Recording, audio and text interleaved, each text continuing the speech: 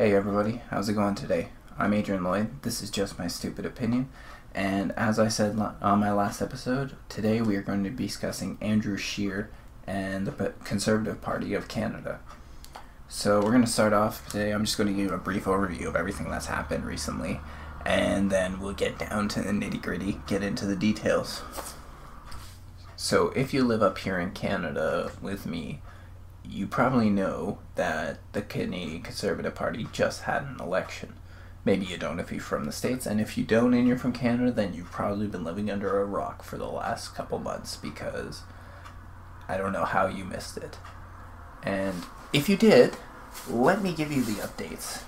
So, Stephen Harper resigned as leader of the Conservative Party after it became clear that he was going to lose the 2015 election to Justin Trudeau. And Rona Ambrose stepped in as interim leader until a new one was selected. So, over the course of late 2016 through late May of 2017, we have been dealing with actually quite a lot of characters. This was kind of, in my opinion, reminiscent to how the Republican campaign went. We kind of had a Trump-like character. We had a bunch of people running for the leadership. A couple of them were questionable, a couple of them had good ideas, a couple of them you wondered why they were even there. Many of you listening to this were probably pretty lucky because you probably avoided most of the bullshit that came with the Conservative leadership race. However, I, unfortunately, being stationed in Ottawa, was at ground zero.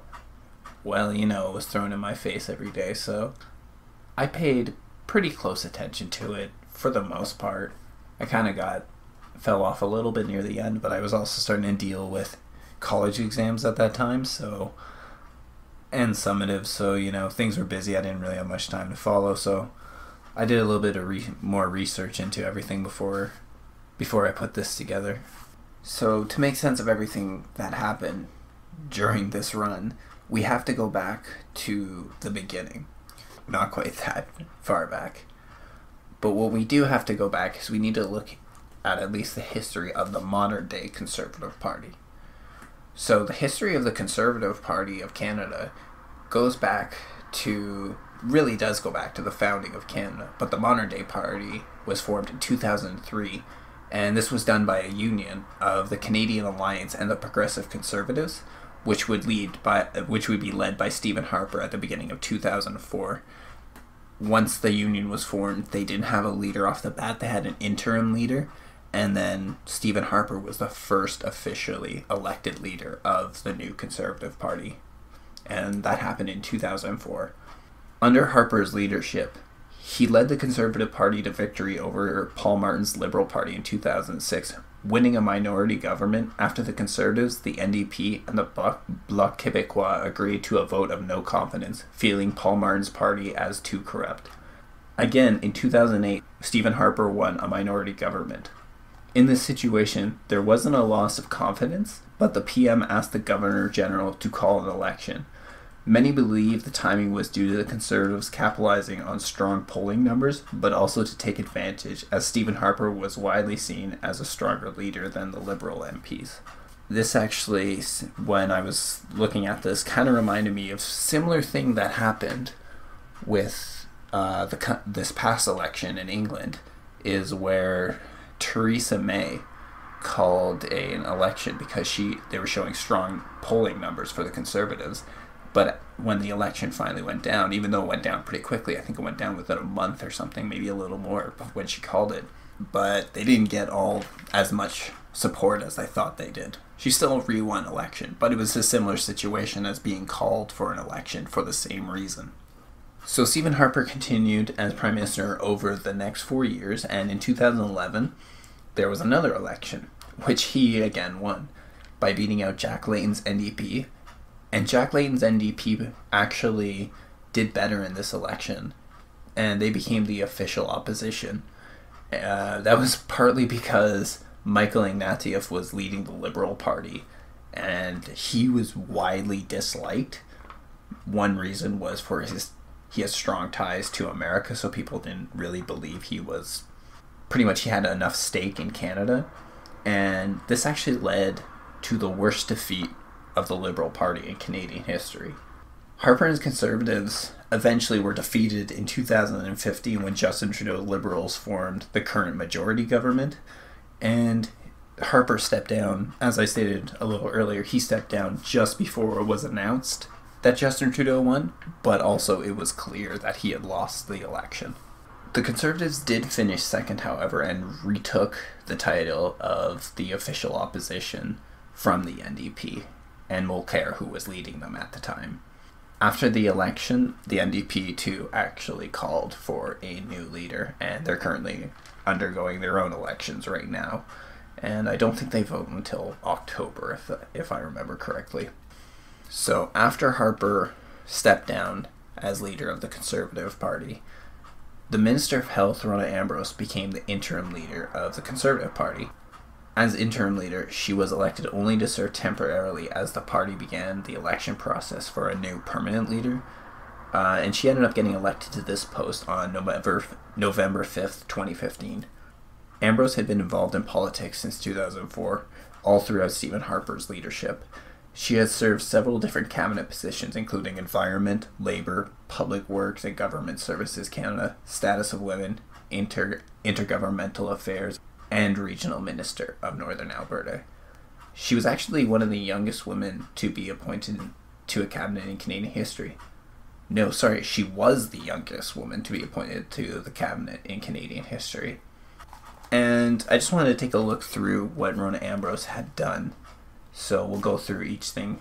So in terms of her work with the environment, Rona Ambrose has helped pass the Clean Air Act, and she's also been a leader in calling for international agreement, including all major pollution emitters. This position was actually adopted by the Copenhagen Accord. For her work in the labor section, she resolved strike at Via Rail, Ottawa Public Transport Strike, and Canadian National Railway. And I'm pretty sure when she talked about when they said the Ottawa Public Transport Strike, they're talking about the OC Transpo, the bus strike specifically. That happened in 2010, I think. And I remember that very clear because, I live in Ottawa, so this actually affected me. I remember speaking to a bus driver an hour before they went on strike, maybe. I was taking one of the final buses going that way, coming home from work. It was a real bitch of an inconvenience, I can tell you that much. For the next couple weeks, people at my school, I was in high school at the time, people at my school were absent because they relied on OC Transpo to get there, and their parents couldn't get them there, whether they didn't have a car or whatever. Taxis are expensive. And the same thing happened with my workplace. My assistant manager at the time, who was a very good boss actually, she worked countless double shifts covering for people who just couldn't show up to work because of this. It was also in the middle of winter, for fuck's sakes. I think everything went down a little bit before Christmas. It was about December time when everything went down, and it resolved by late January, I think. But I remember that during that time it was definitely winter, and it was a bitch to get around.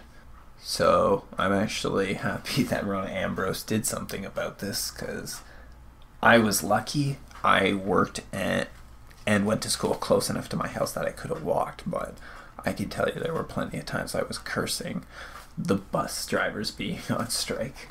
Getting back on track, for her time in public works, she improved transparency, accountability, and fairness to the procurement process, and was the leader of the National Shipbuilding Procurement Strategy to help build the Royal Canadian Navy and the Canadian Coast Guard fleet.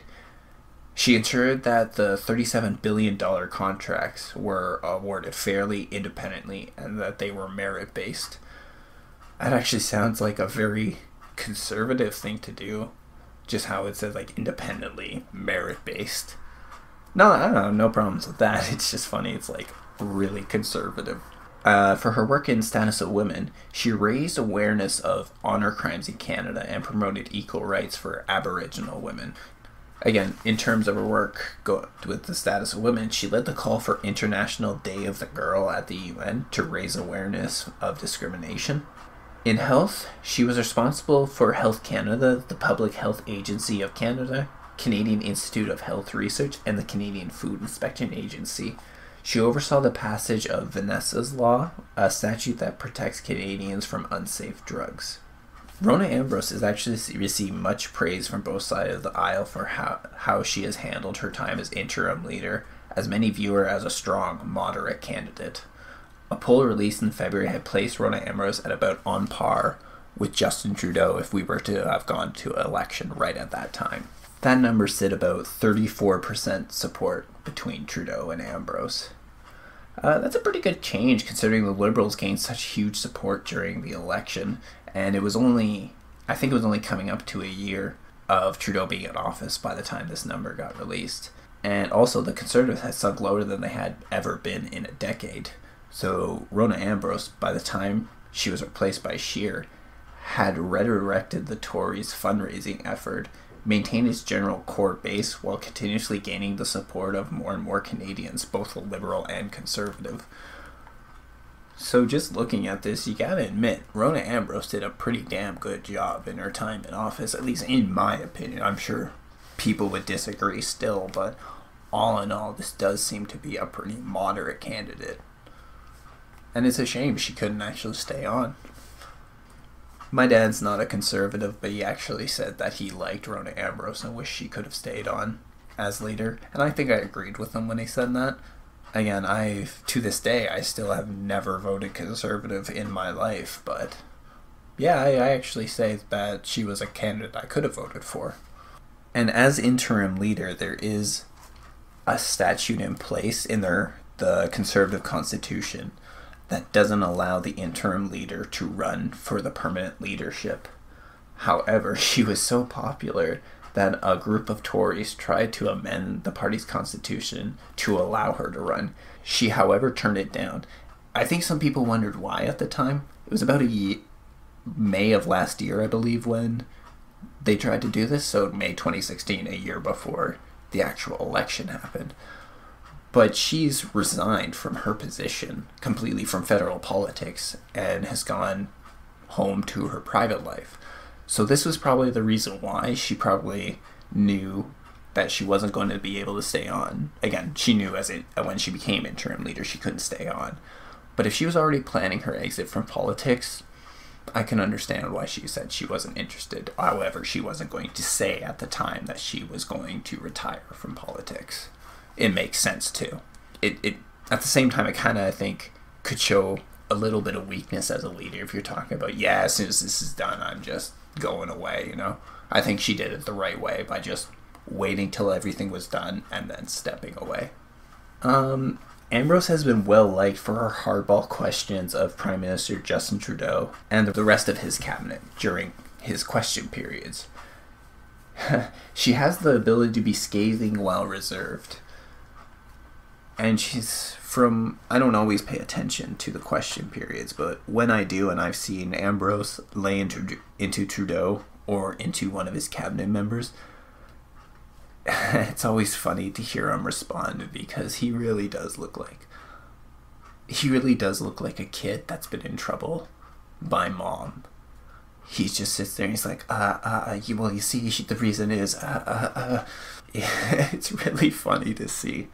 I'm sorry, I just do not like Justin Trudeau. I didn't vote for him in the last election. A couple of his ideas I agreed with. I actually agreed with his bill that he passed, which was the medical assisted suicide bill, as long as you have terminally ill disease. I just think it should be your own choice, especially if you have a disease that you know you're going to die from and you're just going to suffer during the time. I think people should have that option, because I'll be honest, I think I would take that option. I would have a great time with everybody I love, put one last great memory in their head, and I would just start, and I would take care of it then, when things were starting to take a turn for the worse, before I completely fell off into something bad. That's just me, though. That's just my opinion. My stupid opinion. But Ambrose is liked because she is very scathing of Justin Trudeau. I like to go on rants, apparently. So once the election actually got underway, it was very clear to anybody who was paying attention that this was not going to be a normal election. And again, for anybody who has been paying attention over the last year and a half to the United States, would definitely see the similarities between our conservative leadership and the Republican leadership race that happened last year. I mean, we had more than a dozen candidates apply for the leadership. I think it was 14 altogether. Yeah, 14. And we had some very interesting characters. We had Kylie Leach, who made splashes with her speeches on screening immigrants for Canadian values. This was a policy that became very controversial on both sides, left and right, condemning her. Yet it did gain a strong core support from the right. It wasn't very clear to many people what Canadian values are. I mean, I'm sure there's some obvious ones, but again, she never really laid the groundwork for specifics. She just said Canadian values. So a lot of people were skeptical of this because it kind of paves the way for her introducing whatever laws she wants, being able to pass if you don't give too many specifics. Then we also had Michael Chong, and he was introducing a revenue neutral carbon tax. And I found that him tooting about the environment a lot, like, he did again kind of find a core right-wing environmental support, but I think for the average conservative, I'm not a conservative, but I think for the average conservative, they probably viewed him as much more of a liberal than a conservative. I assume. Just kind of the impression I got for the way people kind of seem to be talking about him.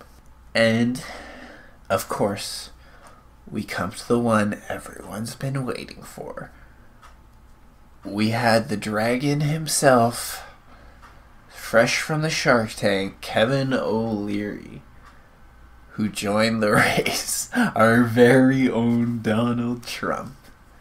He had been making splashes over about the year before, as I guess the conservative leadership, as the sort of a date got placed and people sort of started maybe suggesting their interest before anybody really entered the race. He was also starting to make his voice very public politically, speaking out against Justin Trudeau, speaking out against Rachel Notley in Alberta. In fact, I remember at one point I saw in the paper that he was going to offer Rachel Notley $1 million to resign, to step down as Premier of Alberta.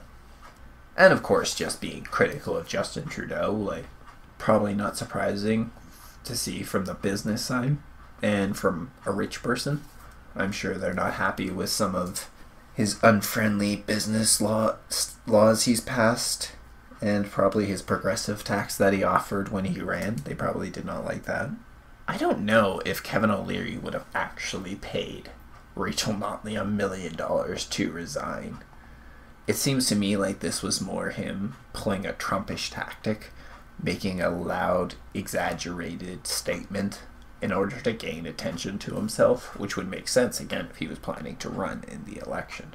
He stayed out of the race for the first few months, and he actually only jumped in within the last couple days of entry, which was late January. It was curious timing, too, because there had already been 2 debates for the conservative side, and the second one was a bilingual one, both French and English. And it was also well known that O'Leary was unilingual. He did not have, if he had any grasp of the French language, it was not strong. So a lot of people viewed this as him joining in so late to avoid having to do the French debate, which would make him look bad. Once he was in, though, he definitely was using Trumpian tactics, bashing other MPs, bashing the media, playing up the populist movement. He did not give too much of a platform aside for wanting to seek back jobs and focusing on growing the Canadian economy by 3% per year, which is what he wanted. making many references that he is a businessman. He, again, sort of Trumpish tactics, but in my opinion, he still actually gained more of a platform than Donald Trump did when he was running. Donald Trump spoke about the wall, and he did mention NAFTA, I will give him that, but all in all, I found he was much vaguer in what he wanted to do. It wasn't really near the end until he got a little more clear with his actual policies, but even then it was still a lot more vague, if you ask me. But still, Kevin O'Leary was a very similar character, and even though he denied the comparison, it was very clear that he was a Trump-like character. What did I think of Kevin O'Leary? I think Kevin O'Leary, I actually think he could have defeated Trudeau if he went to election because of the populist movement, but that depends.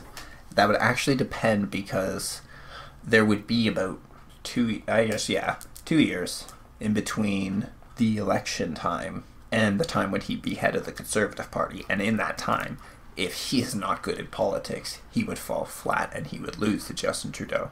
The only thing I think Kevin O'Leary really would have been good at for being Prime Minister is he would have probably connected with Trump a lot better than Justin Trudeau would. Maybe Andrew Scheer will connect with Trump if he gets elected. But all in all, I think that Kevin O'Leary and Trump would actually have gotten along very well. Plus, if Kevin O'Leary was a more Trump-like character, then he would have been more focused on Canada. That's if he stick to his guns. Is he a man that would actually do what he's saying? I don't know. Because he was still very invested in the U.S., Kevin O'Leary was. One of the criticisms he got was that he campaigned a lot out of the U.S. And there was a few times where he skipped interviews, or I think he skipped one debate, and it turned out he was in the U.S. maybe doing another show or something like that. So there was a lot of criticism of how invested he was in Canada. I don't think he would have been the best politician.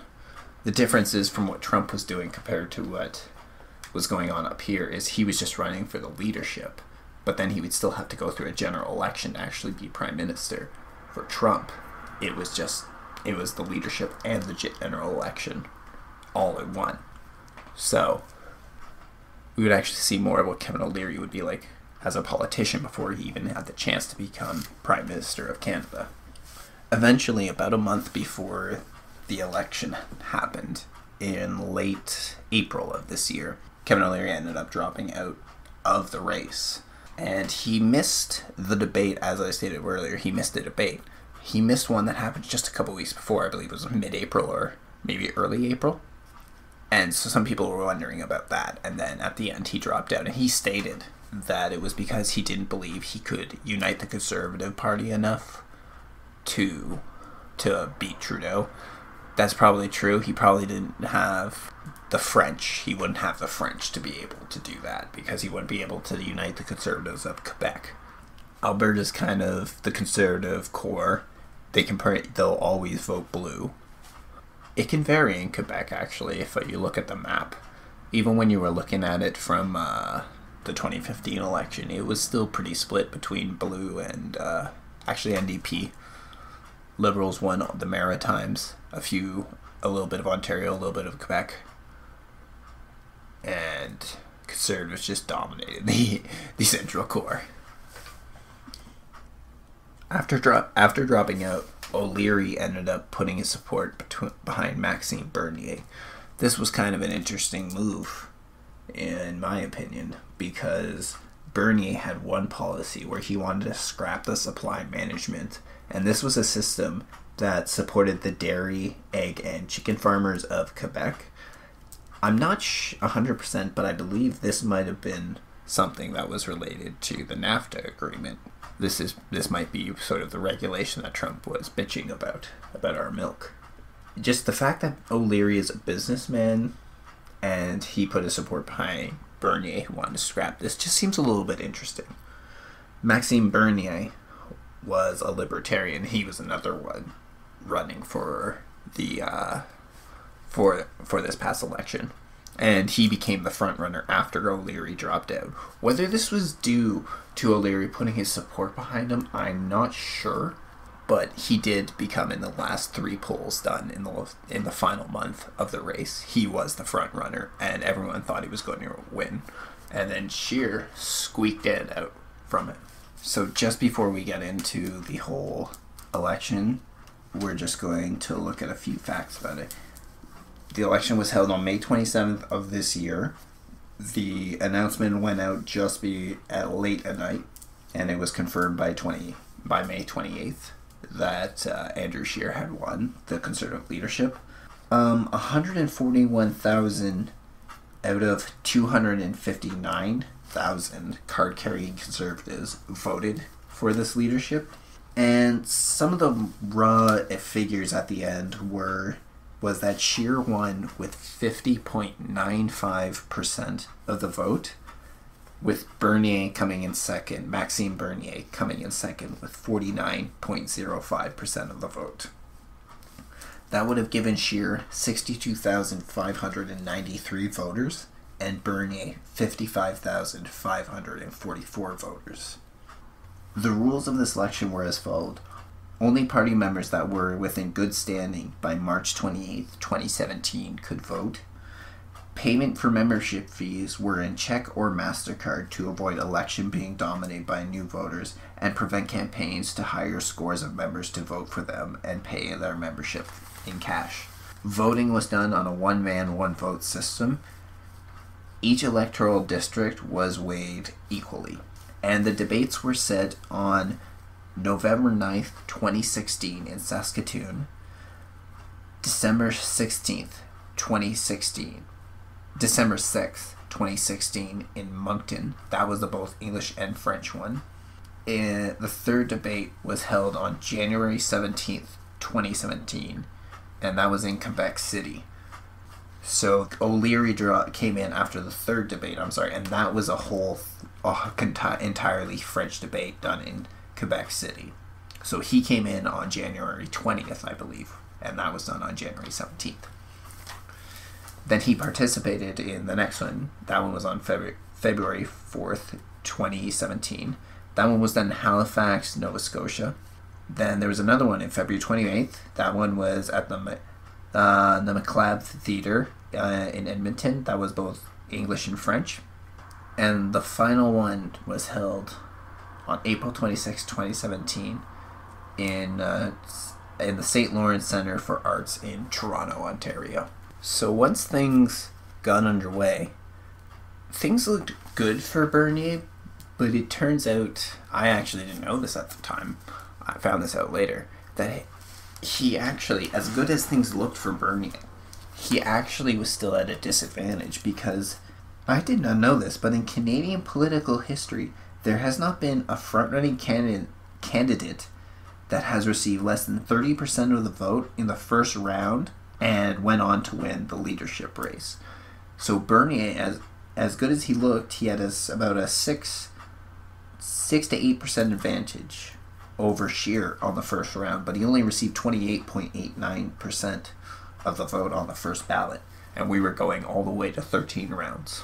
So throughout the rest of the ballots, Scheer seemed to trail Bernier by, for the most part, by around 6%, sometimes a little more, sometimes a little less, and he really closed the gap on the 12th ballot.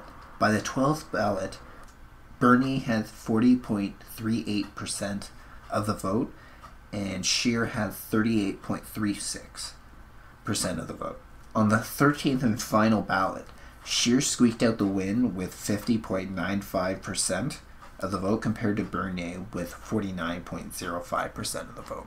Two reasons people believe that Scheer won over Bernier.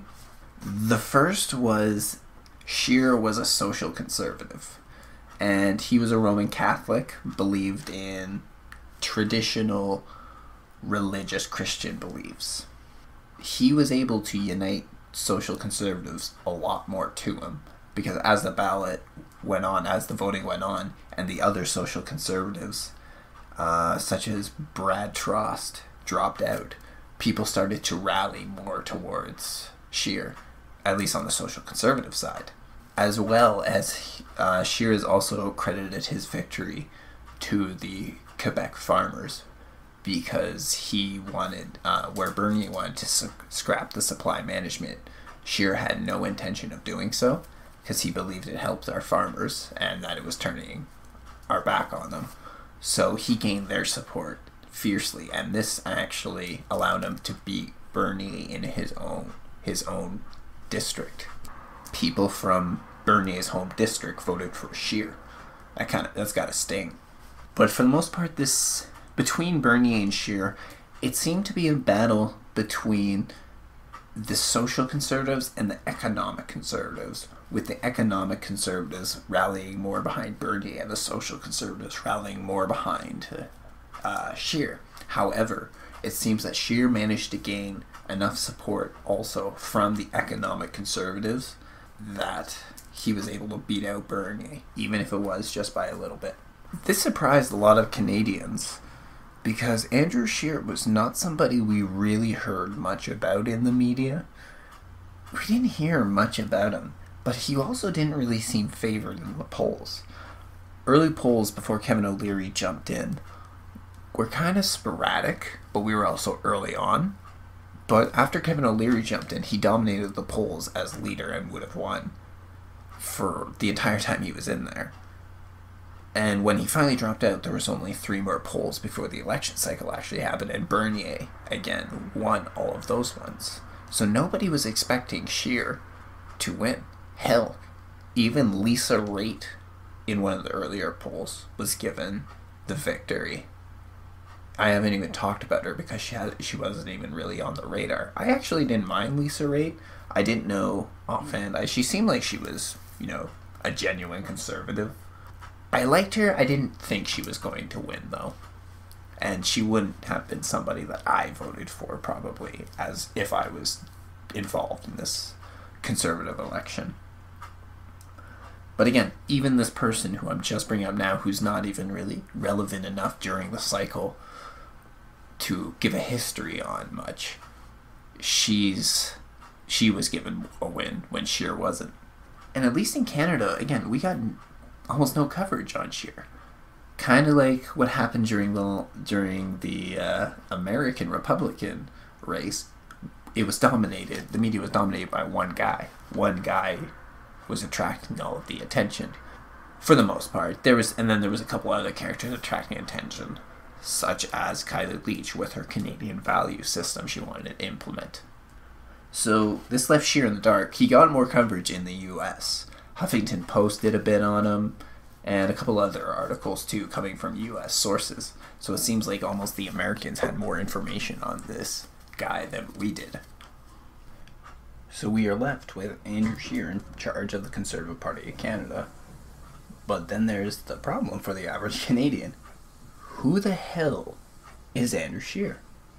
Most Canadians really are unfamiliar with him. People who maybe pay attention more to politics might be a little more familiar to his name, but I didn't recognize it. Anyway, Scheer was elected as a candidate in 2004 for the Regina Qu'Appelle region. I really hope I'm pronouncing that right. And he was then re-elected in 2006. By 2011, he became Speaker of the House of Commons. Again, one of the reasons I probably hadn't heard of him, really, was because I wasn't paying too much attention to Canadian politics until a couple of years ago. I kind of felt that with the election of Justin Trudeau, it was a fresher start to get into politics again. But with the election, it was a sort of a fresher start to look into politics, Canada politics, so I didn't really pay a super amount of attention until Trudeau got elected. And then I kind of familiarized myself with the past a little bit more. But he became Speaker of the House of Commons, and he was actually the youngest Speaker of the House of Commons in Canadian history. I find it a little funny that Harper's government keeps doing the youngest things in Canadian history. He has been part of the Stephen Harper government since the beginning, even becoming known as the Stephen Harper with a smile. That's how a lot of people referred to him during the election. He is a social conservative, a Roman Catholic to be exact, and upholds views that pertain to both. In the past, he has voted against same-sex marriage, which he did in 2004. And in 2006, there was a motion passed.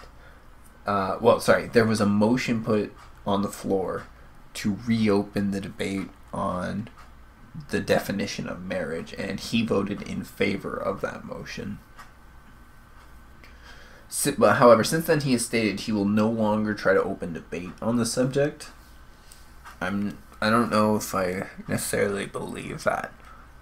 If he became prime minister, especially with a majority government, I think he might possibly do just that. This is where, for me, maybe a little too much religion starts to get me a little nervous. I mean, I've said before, maybe we do need some provisions in terms of the abortion laws. But all in all, when it comes to the whole gay marriage thing, I really don't know why we would even think about it.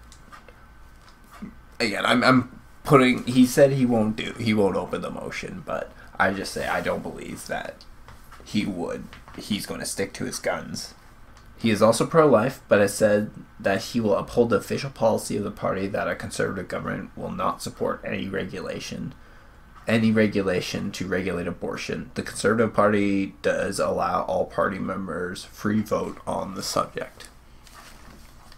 And the only thing about that is that that is kind of contradictory, almost. Because they're saying that they will not support any regulation to regulate abortion, but then they're giving their party members a free vote, saying they can vote any way they want. And Scheer said he'll uphold this. One thing I know for a fact during the campaign is that he was supported by members of the pro-life movement. I don't know exactly how extreme these pro-lifers were, whether they just wanted some laws in place or whether they wanted a complete abolition of abortions. It's one thing to regulate abortions and another thing to abolish it. Women will still find ways to do it. It'll just be in unsafer ways. So this is something I'm skeptical that he won't necessarily try and put regulation on. Because even if he says they offer free votes on the thing, then there's good opportunity that he would at least influence people to vote the way he wants. In terms of the legalization of marijuana, Scheer stated that, quote, "I am very realistic, and once it's legal, in a short time there's going to be lots of people that work for companies that distribute it. So we have to be very realistic as a party," end quote. Again, he's not actually stating that he isn't going to touch the law or anything like that. All he said is we have to be realistic as a party. To me, it just seems like he's either being vague or it seems to me like he's exploiting some loopholes in the system, such as the whole conservative constitution. Or again, he says he will not open debate on gay marriage. That's just debate. Doesn't mean he won't try and put regulation down. Same thing with this. All he states is that he's being realistic. Words matter, especially I find words matter if you're a politician, and if you're not going to be specific and say, I am going to do this or I'm not going to do this, and you're not very specific, then it's very hard for me to take you at face value. Because again, even though Scheer says, he will uphold the conservative constitution on the abortion matter, he still has not actually said, no, I will not open it. He's just given himself pretty much a loophole you could exploit. I'm just skeptical when religion and politics gets involved with each other. To an extent, it's okay. I would say I don't like it, but to an extent, it's pretty meaningless. But that's a pretty short rope, in my opinion. Then there's a point where your religion is starting to influence everyone else. And I am not part of your religion. Andrew Scheer ran on a platform of scrapping the national carbon tax, which he viewed as a just he viewed just as a cash grab by Justin Trudeau and his Liberal government, also stating that they will defend the rights of the provinces to not impose a carbon tax. He, similar to Stephen Harper, wants to be tough on crime. I have not heard anything about that, just that he wants to be tough on crime. He also wants to expand parental leave so that it is less expensive for the family, and also offer a tax cut to families that send their children to private school. Off the bat, this policy has been criticized as elitist, as usually private schools cost a lot of money. So the ones who can afford to send their kids to private school already work a good job and make pretty good money, and they're not really in need of the tax break. He has also spoken about cutting the GST tax out of Canadians' heating bills. This is another area where Scheer has received some criticism, because it was actually Harper's government that introduced the GST and applied it to many goods. Financial Post wrote an article about it. This was one of the places I found one of the big criticisms against Scheer, and they talked about how Scheer should rebate the tax instead of completely cutting it out. It's a superior decision because rebating the tax would allow low-income earners who can't afford heat to receive the tax cut, while everyone else who can afford it will continue to pay the tax as normal. So instead of cutting out the revenue 100%, they suggested that you should just cut it for people who can't afford it and let everyone else do it, essentially. However, cutting the GST tax completely out of heating bills, I gotta say that's actually something I approve of, because fucking Kathleen Wynne and the Liberal government of Ontario has really screwed us on electricity and hydro. Thankfully, my rent includes all utilities, heating included, so we'll see how long that lasts until they start telling us we have to pay stuff individually. In terms of immigration and foreign policy, Scheer wants to prioritize the most vulnerable refugees that are in the most danger of being killed in their home countries. One group he has mentioned are the Christians fleeing the Middle East and ISIS. This is something that hasn't been reported much by the media, but several websites do monitor and post the information for everyone to see. One website is religionofpeace.com that's been keeping track of the Christians that are being killed in the Middle East. I wonder, though, as a Roman Catholic, whether Scheer would extend the same gratitude. I fear he would, just being like a decent human being. I would hope that he would extend the same offers to Middle Eastern atheists who too are being prosecuted by ISIS and other Islamic extremist groups. I admit, there's not as many atheists in the world as there are Christians. There are probably more Christians getting persecuted than atheists right now. But still, they're out there and you still see it, and it'd be nice if Scheer would also offer them the same hand. This is actually one thing where I actually have confidence that Scheer would, but you never know. Also in immigration, Scheer is in favor of promoting private sponsorships over public sponsorships. Also in his victory speech, Andrew Scheer called it radical Islamic terrorists, saying that they are a threat to all Canadians. Probably one of the most polarizing thing the new leader has suggested what he wants to do is cut government funding to universities that don't foster free speech on campus, such as not giving a platform to pro-life movements. Is actually one that you don't hear much on campus, and they should have their voice.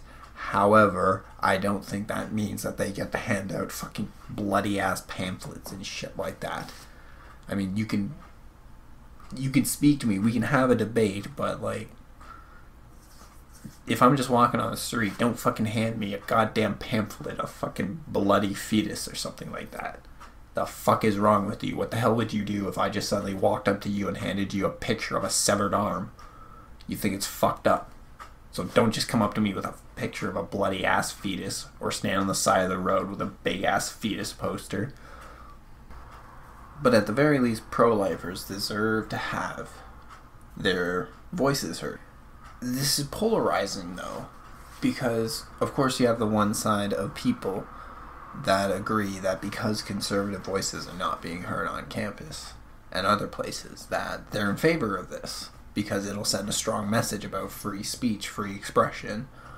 But then on the other hand, if Scheer got elected as Prime Minister, we have the leader of our country controlling what is free speech.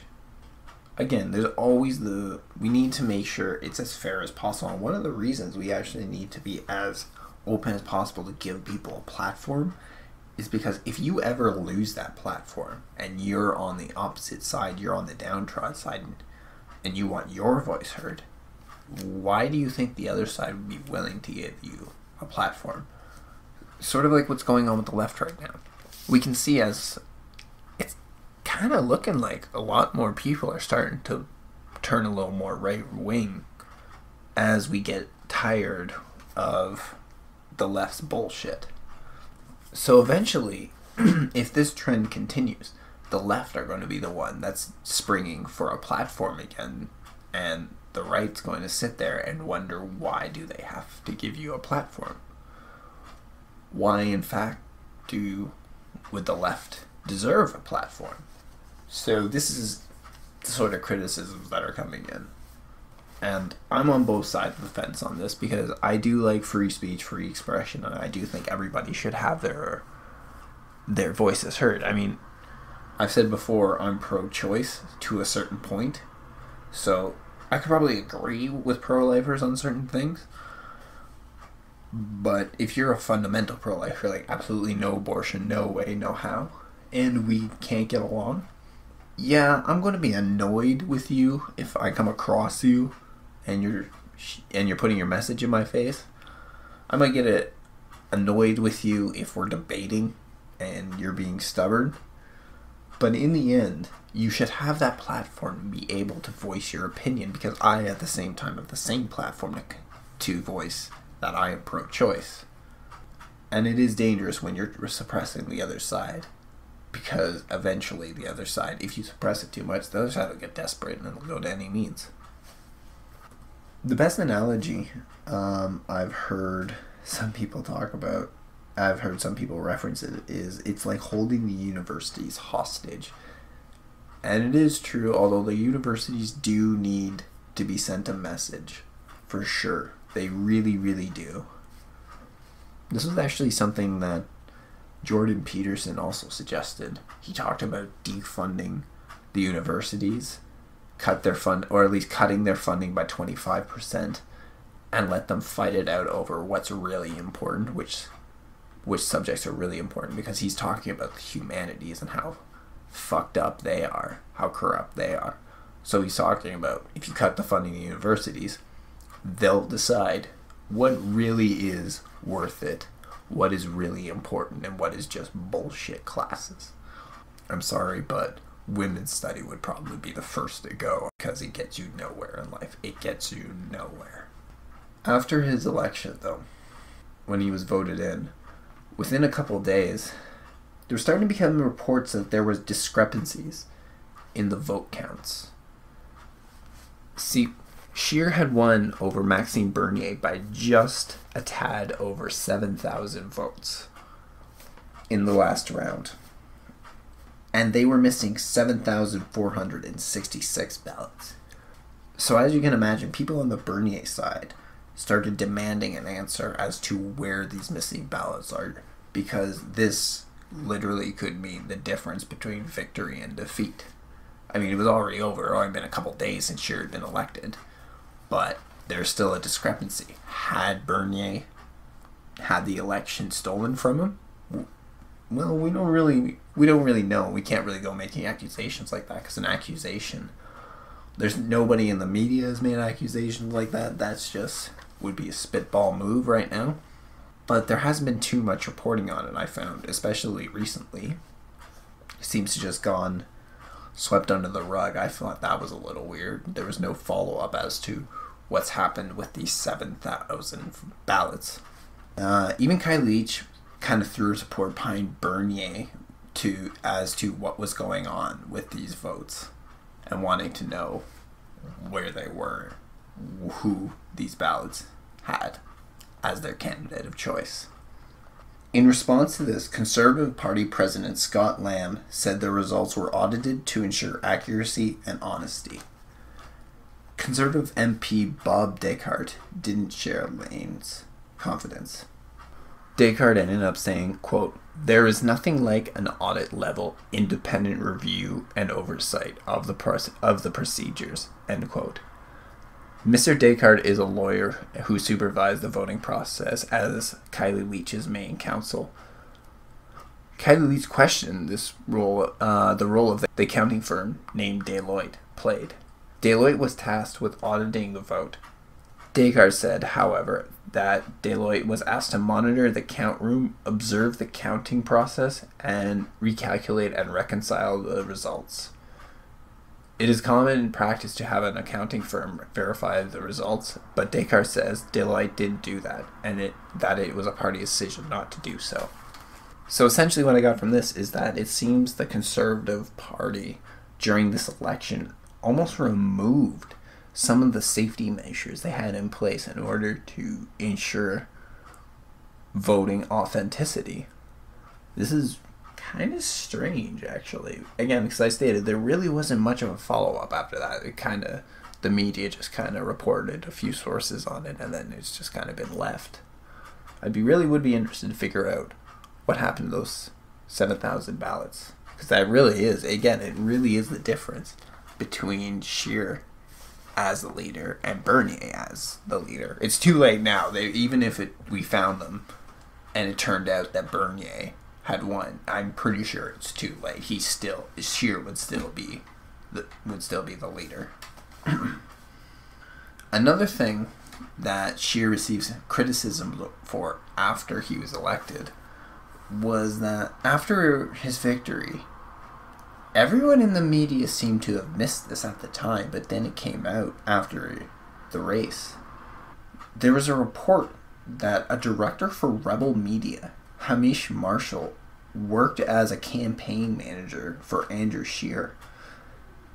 I also happened to notice that Rebel Media pushed Andrew Scheer a lot.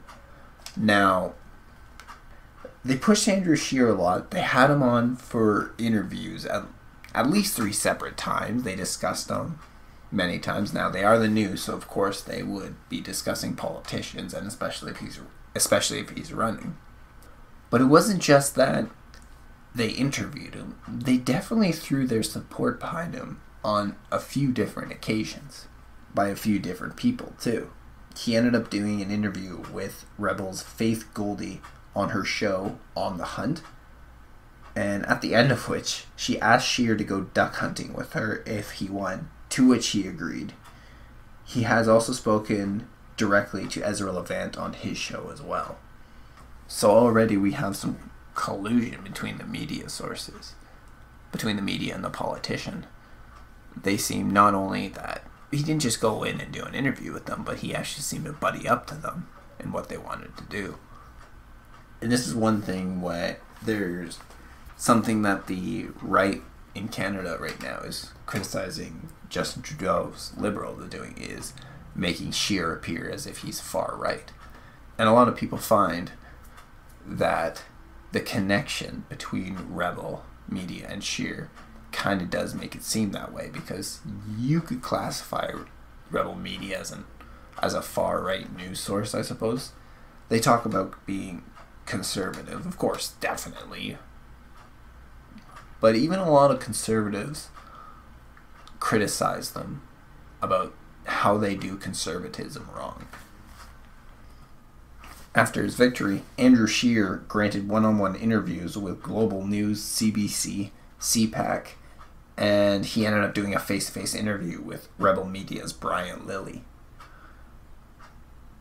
Now, that being said about Andrew Scheer being promoted on Rebel, Kylie Leach, Kevin O'Leary, Brad Tross, Maxime Bernier, and several other Conservative MPs, especially ones running for the Conservative leadership, have been featured on Rebel Media or appeared at Rebel Media events. So there are other conservatives with ties to Rebel Media, but he seems to have the one with the strongest tie to them.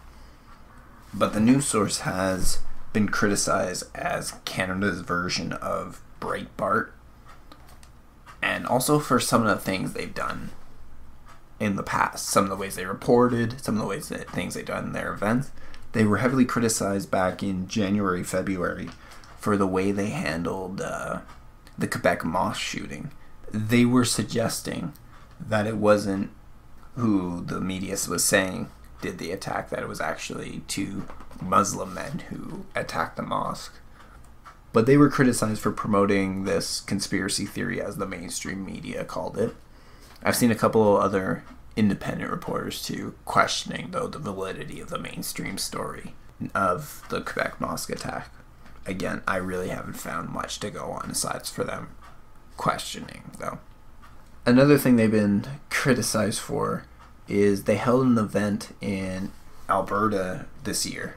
At the Alberta rally, they had a bunch of people there who were wearing Make Canada Great Again hats, and also were chanting "Lock her up" when they were talking about Premier Rachel Notley. And so they received a lot of criticism from this, from even conservative MPs and everything like that. Rona Ambrose actually called them out, saying the "lock 'em up" chants were unoriginal and inappropriate. Michael Chong, T-Pac O'Brien have also criticized Rebel Media for this. Those are two other people who ran for the Conservative leadership. And even though Chris Alexander was one of the MPs, he was actually present that day at that rally speaking to the crowd. I don't know if he joined the chant. I don't know that. But he actually eventually broke ties with Rebel Media. This occurred after Rebel Media went to Israel, and they were doing, I think it was about a week of reporting from there. And it became controversial when their commentators, for what their commentators said. One of the big ones that got criticized was one of their men, Gavin McGuinness, who stated that he was becoming anti-Semite due to the trip's brainwashing. That's the way he was putting. He spoke about some sort of brainwashing or propaganda at the Holocaust Museum, but it didn't seem clear to me exactly what he was talking about. And so anyway, he said he thought he was becoming an anti-Semite. This video apparently was liked by David Duke, who is the leader of the KKK. They have also spoken about another crusade to retake Jerusalem from the Muslims. And I even saw Rebel did an event recently, Rebel Live, and Faith Goldie did something where she was talking about this, where she talked about a crusade, and she said it wasn't even necessarily mean a military crusade, but I do not believe them when they say that. When they talk about a crusade, I believe they're talking about picking up arms.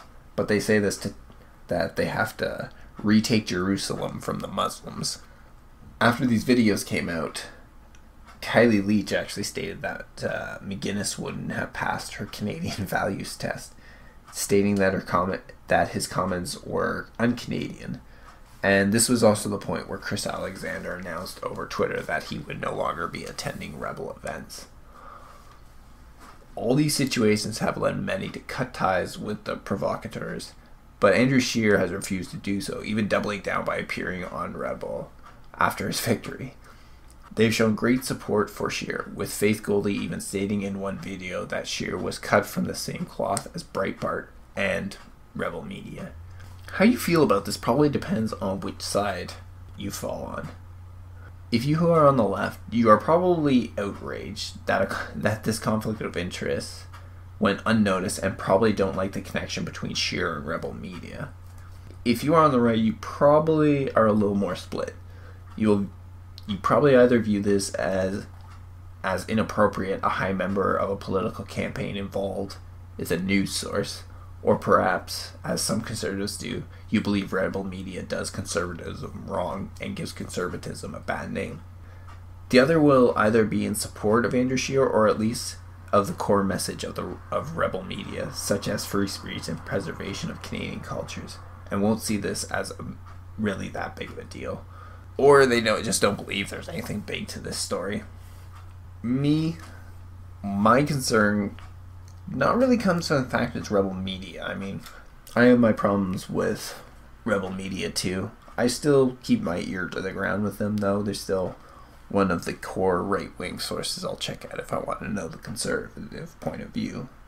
But my concerns really fall more in the fact that it's a member of the media collaborating with a politician. It wouldn't matter if this is rebel media. Hell, it could be a CPC director or a Globe and Mail director. And I would have the same concerns because I believe that shows a conflict of interest. And it makes it harder for me to believe that these sources are coming from an impartial place, or I can't really rely on the reporting where it's coming from, the reporting process, because it comes from a biased perspective. However, despite all this, after Scheer won, Hamish Marshall claimed that he would not be working for Scheer or in the party's headquarters. So it might be just the end of that with their connection with Andrew Scheer, but I think it's still suspicious. Finally, critics of Andrew Scheer noticed that just before his victory was announced, his website was transformed. On the old platform, Andrew Scheer had laid out his 26 policies, which includes prioritizing real refugees, standing up for religious freedoms, freer trade, and cheaper flights. However, anyone who is looking on the website after the election discovered that the previous format had been completely erased, replacing Scheer's policy, his news, his bios, and everything else with a photo of Scheer with a message saying "Thank you." 2 days after the election, the website was gone completely, with the link just redirecting you to the official website of the Conservative Party of Canada. His Facebook page still has videos of Scheer talking about his policies, but the links to additional info no longer work. Defenders of Scheer argue that removing the website after the campaign is standard practice. But by the second day after the election, on May 29th, only Erin O'Toole and Pierre Lemieux had changed their websites. Accusers of Scheer's move point out to the fact that you can still access the Liberal Party's 2015 election campaign, and that if you won, you would want your message to spread as much as possible. I thought it too. It was weird that he would take down his policies, especially after winning. Again, they say that it's not common practice, and I kind of tried to check out a couple websites too, his website, and that's pretty much all that happened. You got redirected. So it's really hard to go back and fact check him on what he wants to do. There's some of the stuff we know about, but you can't really find all of his 26 policies that he wants to do anymore. And that's pretty much it in terms of what's happened with Andrew Scheer and the Conservative Party election, mostly up to this point. I've pretty much stopped it just a few days after his election, so there's a couple things, but this is the point where I'm going to stop giving you the timeline if you want. And I want to talk more about what's in the future now for the Conservative Party and the the future election of 2019. Scheer he's a relatively young man. He'll be middle-aged by the time the election comes up. He's about 39 now. But that still puts him about on par with Justin Trudeau's age. Justin Trudeau, you could say, is a little more handsome if you want. But Scheer is not an old man. He's still a man in his prime. That's actually going to diffuse a little bit of what Justin Trudeau had in the past election. Because if you looked him up on stage, he looked like a relatively young man put up against an aged Stephen Harper with graying hair. Mulcair, who doesn't look super old, but he's definitely a man who's just getting into late middle age. And then we have Elizabeth May, who again kind of looks like she's a grandmother a little bit. To me, I always kind of found that Elizabeth May looks like a grandma. So we have this young man, this young politician be put in place. But now that doesn't happen anymore. All of a sudden we have another young politician, Andrew Scheer. And it kind of takes away from Trudeau's, a little bit from his looks, but also it takes away from his age, which probably is something that attracted a lot of young voters to him. Now, Scheer can attract those voters. This will depend, though, on in what direction Andrew Scheer steers the Conservative Party. We're not sure yet.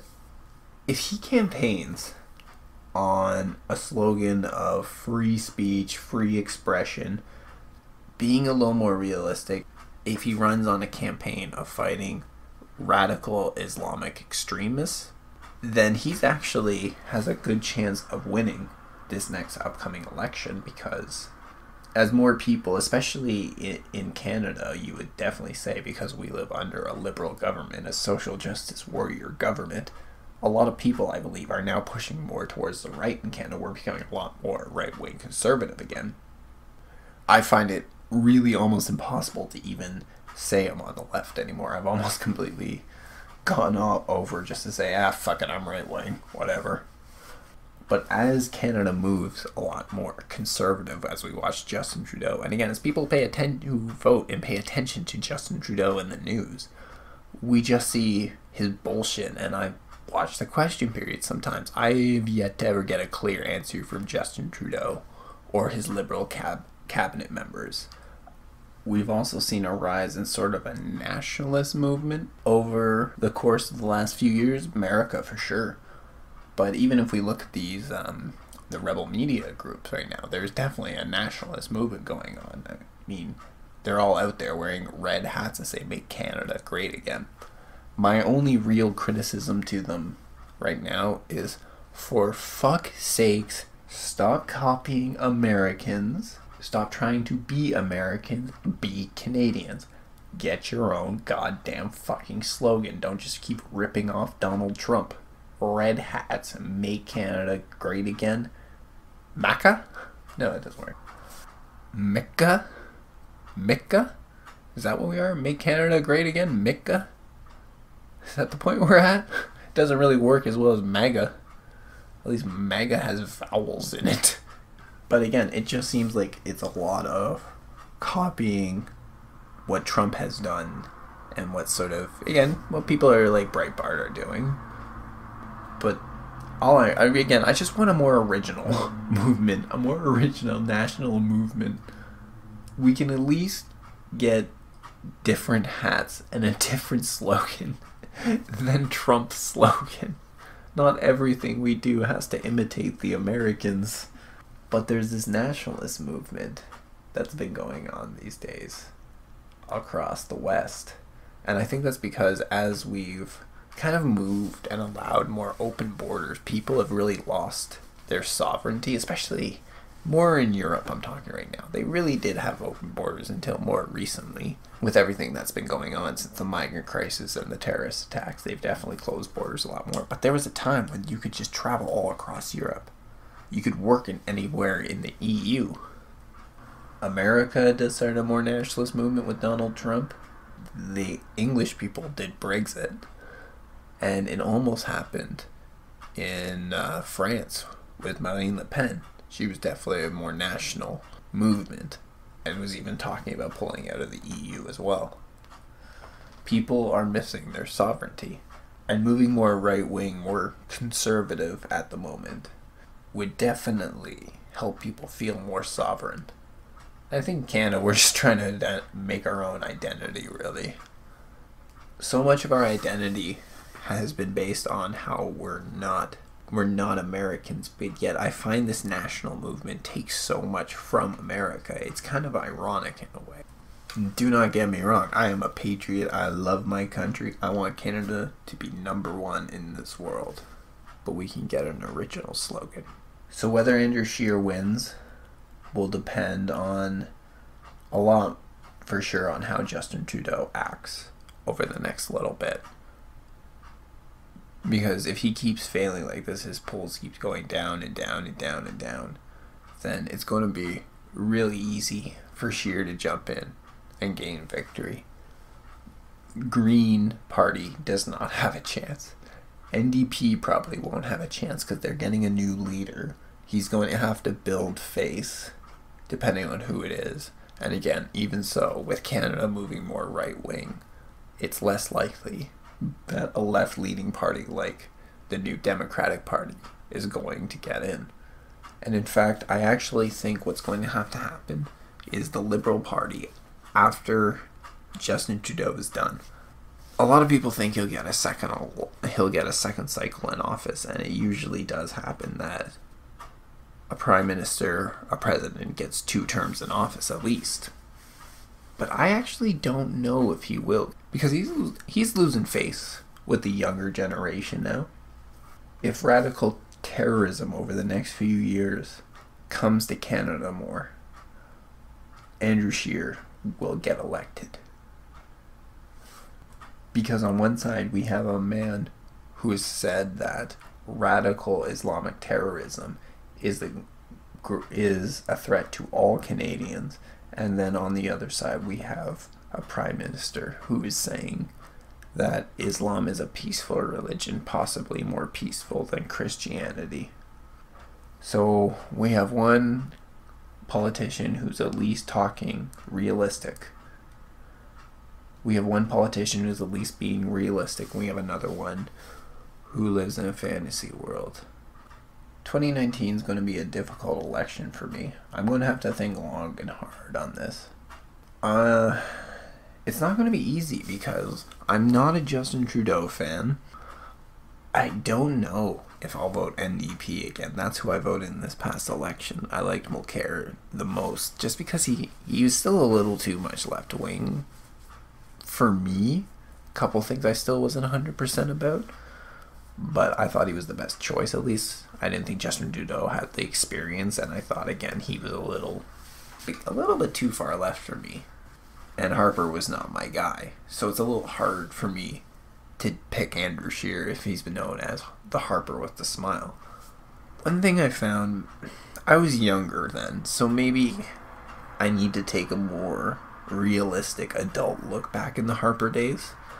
But one thing I definitely remember I used to say when I was more like a teenager and a young adult, when Harper was in power, is that I found that Harper was trying to make us too much like America.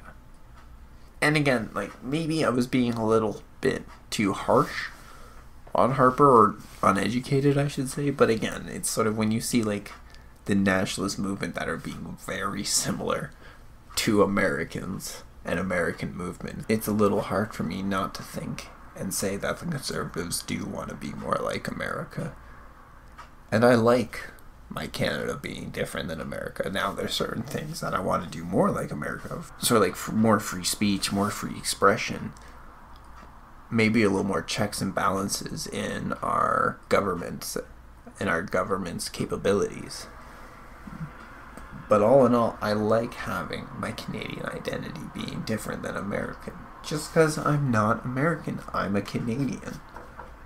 An American wouldn't want to be known as anyone else than an American, so why would I want to be known as anyone else than a Canadian? And I want to forge my own identity. And that doesn't mean it has to be completely different than America. We're very similar. Without a doubt, we're very similar to America. There's no problem there. But we just need our own national identity. Like, we can't... It's always been that we're not American. If we become like America, what are we? Little America? Is that all we are in the world? We're little America, even though we are actually a bigger country. I don't want to be a little America. I want to be Canada. I want to be a country that people wish they lived in. I want to be a country that people say is a friendly, good, moral country. I also want to be a country that's strong and ready to fight when necessary. I actually am in support of a stronger military. That doesn't mean I'm necessarily in support of more offensive tactics. I'm just in support of a stronger military. We cannot rely on America to protect us. Especially recently, it definitely, with Trump in office, he definitely has sort of been very vague as to whether he would come to the defense of NATO allies if they were attacked. Now, we still have other allies that would come to our defense, but America's the big brother. Canadians, we hate to admit it, but America has still kind of always been the big brother, that if you attack us, I'll call America. Don't make me get my big brother.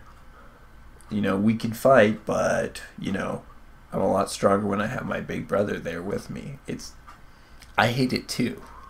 So I want Canada to be able to stand on its own 2 feet. The way I've kind of described it is with one hand, I want to extend my hand to shake someone else's hand. But with my other hand, I'll have my fist ready, so that if they try and punch me, I'm ready to punch back. That's sort of the country I want Canada to be. Extend your hand in diplomacy, but be ready to fight and show we're not weak. I find Justin Trudeau, and many people, many Canadians find the same thing, that Justin Trudeau, not only is he weak on the international scale, he just looks weak. Just with his whole demeanor, he's just very weak. We've always wanted a Canada that just seemed all smiley and happy all the time, but when we finally kind of got a leader that presented Canada like that, we just realized that we look weak on the international stage. Andrew Scheer is at least a man, in his image, seems to have at least a tougher demeanor than Trudeau does, and he would be more well respected on the world stage. That actually was one reason that Harper was respected on the world stage, without a doubt, because Harper definitely looked like a man you didn't want to fuck with. And Harper did things to tell people that Canada's a badass. Harper walked up. I don't remember if this was in the UN. I think it was the G8 summit when Russia was still a part of it before they got kicked out, and it was the G7. Harper strode across everyone else, walked up to Vladimir Putin, looked him dead in the eye, and said, "I have one thing to say to you. Get out of Ukraine." Turned around and walked away. That's a man of power. That's a man to be respected. That's a leader saying, "I ain't backing down." And he's saying that to somebody stronger than him. Now, granted, we still had America's support back then, so he probably had a lot more confidence that America would back us up. But still, he walked up to the bully and punched him in the mouth and walked away. Even if he does have that big brother at home, he still punched the bully in the mouth. You gotta at least respect the hell out of that. So maybe we do need a Canada that is a little rougher, a little more ready to get some bruises. I don't know, maybe. Maybe I'm wrong. All I know is that this is just my stupid opinion, and I can think whatever the hell I want. Thank you for joining me on the podcast today. I have absolutely no idea what my next episode is going to be. I just got my ass moved back into my apartment after the bedbug incident. Half of my stuff is still in bags. It needs to be put away, so I have absolutely no idea what I'm going to be doing my next episode on. I'll figure it out and surprise you guys when I come back. Thanks for joining me. Have a great night.